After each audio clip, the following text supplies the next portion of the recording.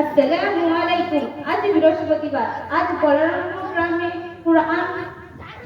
কুরআনিয়া মক্তব মাদ্রাসা থেকে একটি অনুষ্ঠান করা হচ্ছে। সেই উপলক্ষে আমরা দুই বন্ধুর একটা কথোপকথন বা মোকালামা আপনাদের সামনে উপস্থাপন করছি।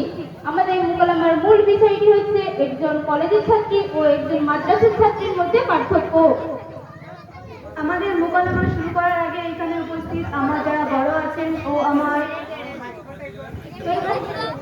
আমার এইখানে সম্মানীয় বড় যারা আছেন, মুসল্লিগণ, হাজী সাহেব ও আমার ছোট ছোট ভাই বোনদের জানাই আমার আন্তরিক শুভেচ্ছা।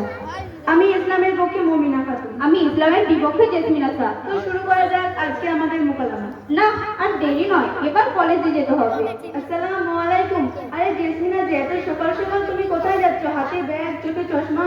ওয়ালাইকুম আসসালাম। আরে আর বলো না মমিনা, আমি এখন স্টাডি করতে কলেজে যাব। কিন্তু আজ তো কলেজ বন্ধ, আজ তো রবিবার, তুমি কলেজে গিয়ে কি করবে? আচ্ছা মমিনা, কলেজ হবে না তো কি হয়েছে? ওখানে আমার আজ বন্ধু বান্ধবরা আসবে, সেখানে অনেক মজা হবে। তুমি যাবে আমার সঙ্গে? নাউজুবিল্লাহ নাউজুবিল্লাহ, তুমি মুসলিম ঘরের মেয়ে হয়ে তুমি এসব কি বলছো?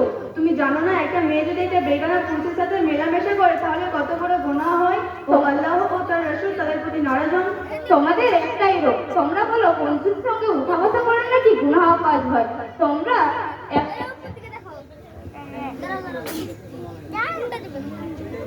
তোমাদের একটাই রোগ, তোমরা বলো বন্ধুদের সঙ্গে উঠা বসা করে নাকি গুনাহ কাজ হয়। কেন, এটা কি কোরআন হাদিসে আছে? আর তোমাদেরও একটাই রোগ আছে, তোমাদেরকে শরীয়তের কোনো কথা বলে তোমরা বলো এটা কি কোরআন হাদিসে আছে। তাহলে শোনো কোরআন কি বলছে। সূরা নূন 18 পারা 30 নম্বর আয়াত। আল্লাহ তাআলা তার পাক জবানে বলেছেন, আমার মুমিনদের বলো তারা যেন তাদের নজর সংযত রাখে ও তাদের যৌবন সংরক্ষণ করে। অতএব জেসমিনা, আমরা যখন রবিবারে কলেজে যাই বন্ধুদের সাথে সময় কাটাতে, তখন আমাদের আকলাক পোশাক এলোমেলো থাকে, তখন তারা আমাদের উপর নজর দেয় এবং আল্লাহ ও তার রাসূল আমাদের প্রতি নারাজ হন। সত্যি, তোমার এই কথাগুলো শুনে আমার একটা কথা মনে পড়ে গেল। কথাই বলে সামথিং এডুকেশন ইজ ডেঞ্জার, অল্প বিদ্যা ভয়ঙ্কর। তোমারও তাই হয়েছে। হ্যাঁ, এটা ঠিক, কিন্তু এটা তো তোমাদের মানতে হবে যে যেটা আমি জানি তুমি জানো না, তুমি জানো সেটা আমি জানি না। হ্যাঁ মমিনা, এটা ঠিক, কিন্তু তুমি কি জানো বলো তো একটু শুনি। যেমন আল্লাহ তাআলা আমাদের উপর 5 ওয়াক্ত নামাজ ফরজ করেছেন, তার জন্য আমাদের উজু করতে হয়। উজুর কিছু ফরজ আছে, আবার নামাজের কিছু ফরজ আছে। না তো মমিনা, এগুলো তো আমার জানা নেই। তুমি আর কি জানো বলো তো একটু শুনি। হ্যাঁ বলছি, তাহলে শোনো। আমাদের প্রথমে নামাজ পড়তে হয়, নামাজ পড়ার জন্য আমাদের উজুর মাধ্যমে পবিত্রতা হাসিল করতে হয়।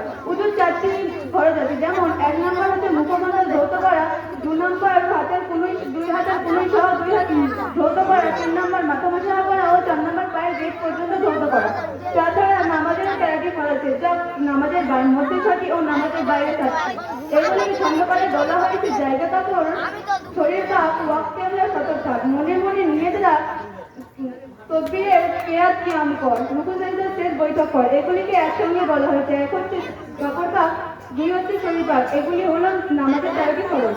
আরে বাহ মমিনা, তুমি তো খুব ভালো জানো। তাহলে আর কি জানো বলো তো একটু শুনি। তুমি কি আমাকে শোনাবে? কেন শোনাবো না, অবশ্যই শোনাবো। তাহলে শোনো, আল্লাহ তাআলা তার পাক জবানে বলেছেন সূরা আম্বিয়া ও সূরা আল ইমরান, যার অর্থ প্রত্যেকটি মানুষকে মৃত্যুর স্বাদ গ্রহণ করতে হবে। অতএব আমাদেরকে আখিরাতের জন্য কিছু অর্জন করতে হবে।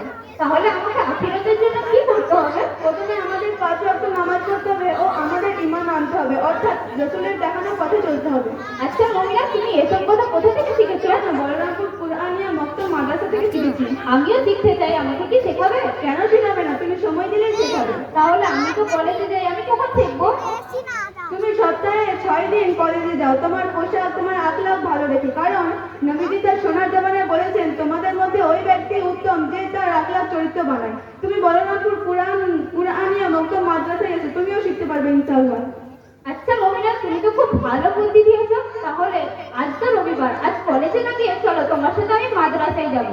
ঠিক আছে চলো। এত সময় আমাদের মক্তবের উস্তাদ সাহেব এতক্ষণ আমাদের পড়াতে বসে গিয়েছে। চলো তাহলে যাওয়া যাক। শ্রদ্ধেয় ও শ্রদ্ধা, এখানে যারা আছেন, আমরা আমাদের ভাই বোনেদের আখলাক চরিত্র বানাবো, তৈরি করবো, সুশিক্ষায় শিক্ষিত করব। কারণ কোরআন হাদিসে এসেছে যে কোরআন নিজে শিখে ও অপরকে